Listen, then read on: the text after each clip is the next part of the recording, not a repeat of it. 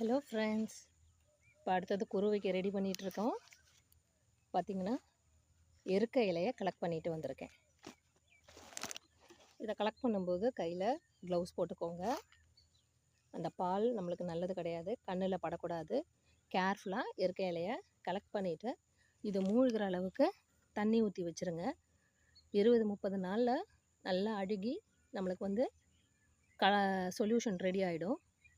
இந்த எருக்க இலையில் நிறைய போரான் சத்து இருக்கிறதுனால நுண்ணூட்டச்சத்து அது நெல்லுக்கோ இல்லை மற்ற பயிர்களுக்கோ அது வளர்ச்சிக்கு ரொம்ப நல்லாயிருக்கும். இதை நான் எள்ளில் ட்ரை பண்ணியிருக்கேன். மீன் கரைசலும் இந்த எருக்க இலை கரைசலும் சேர்த்து அடித்தேன். 4 நாளில் அதனுடைய வளர்ச்சி நல்ல வித்தியாசம் தெரிஞ்சுது. அதனால் இயற்கை விவசாயம் பண்ணுறவங்க இந்த நுண்ணூட்டச்சத்துக்கு எருக்க இலை கரைசலை பயன்படுத்துங்க.